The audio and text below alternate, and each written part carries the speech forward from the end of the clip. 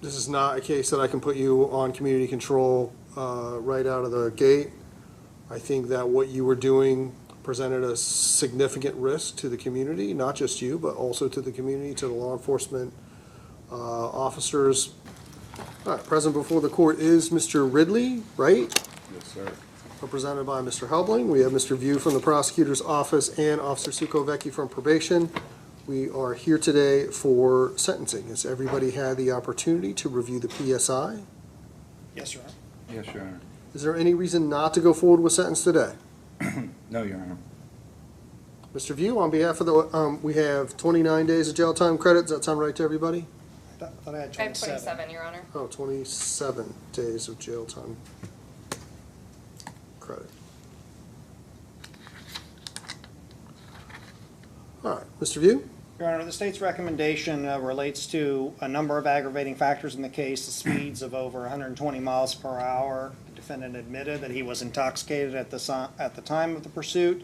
Additionally, he had turned his lights off in an attempt to evade the officer, creating a significant danger to all those around him. I think the seriousness of this offense does warrant a prison sentence, and that a community control sentence would demean the seriousness of his offense. The state's recommendation is 24 months in prison. There is a Class 2 mandatory license suspension, and the state's recommendation is 5-year license suspension that effective today.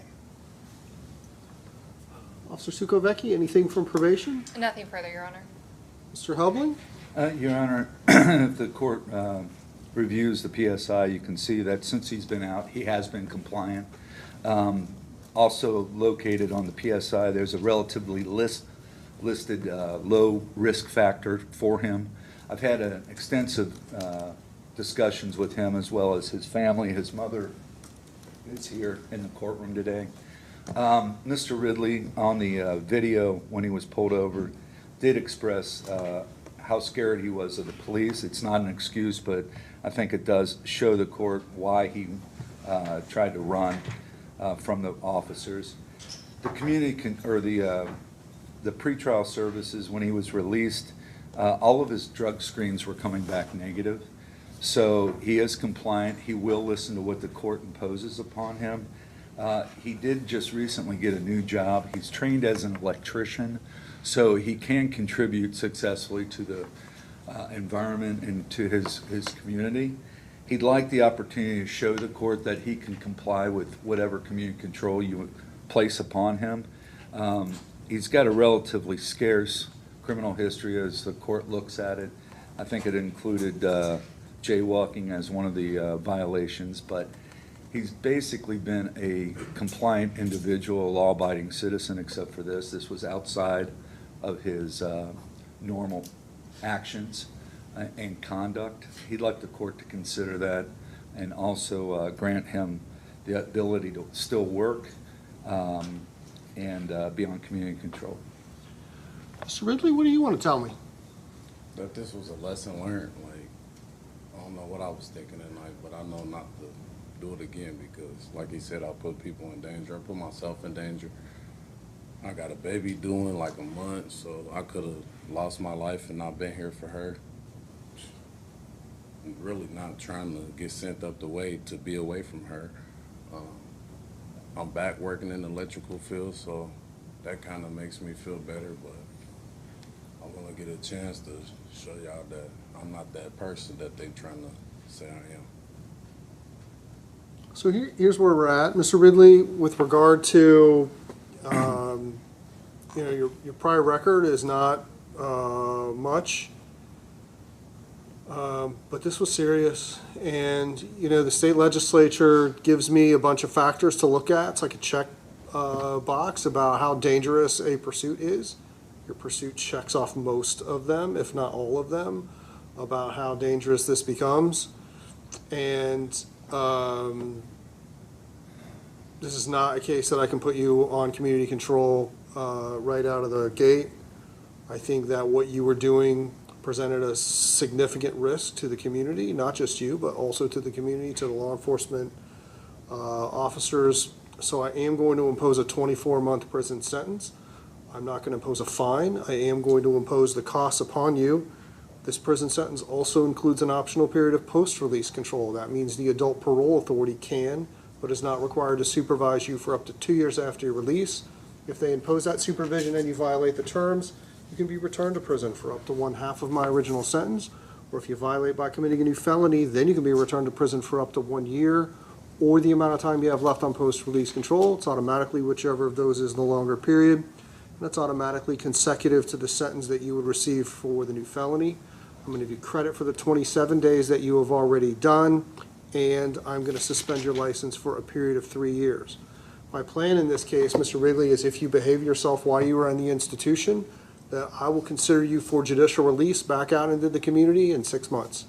So if you can behave yourself, stay out of trouble while you are there, and send me a letter from the institution or file a motion, you can do either of those.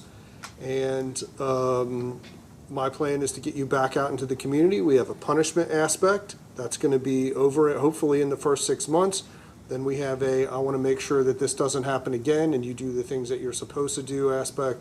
That would start when you get out of prison.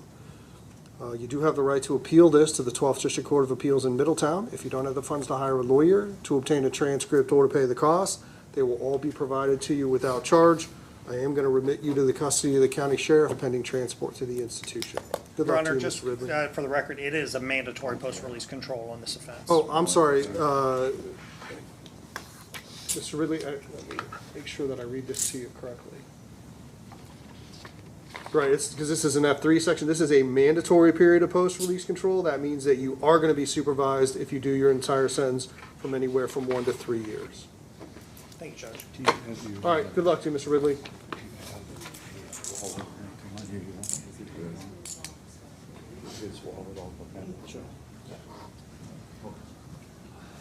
Did we do a hard restart?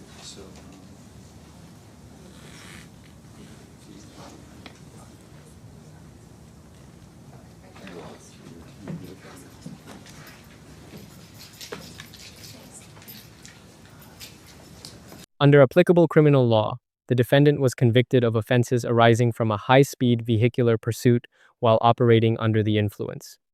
The conduct involved speeds exceeding 120 miles per hour, intentional evasion of law enforcement, and actions creating a substantial risk of serious physical harm to the public and officers. Under Ohio Revised Code Section 2921.331, failure to comply with order or signal of a police officer, the offense is elevated to a felony when the operation of the vehicle causes a substantial risk of serious physical harm. The defendant's actions satisfied multiple statutory aggravating factors, justifying felony-level sentencing. The court imposed a sentence of 24 months incarceration, consistent with statutory sentencing ranges under Section 2929.14, along with mandatory post-release control of 1 to 3 years, pursuant to Section 2967.28. A 3-year driver's license suspension was also ordered under Section 4510.02, reflecting the severity of the traffic-related conduct. In determining the sentence, the court applied the principles of felony sentencing under Sections 292.9.11 and 292.9.12, emphasizing the seriousness of the offense, the risk posed to public safety, and the need for deterrence. Mitigating factors included limited prior criminal history and post-release compliance. However, these were insufficient to warrant community control sanctions. The court indicated potential eligibility for judicial release after a minimum period of confinement, contingent on institutional conduct and rehabilitation efforts.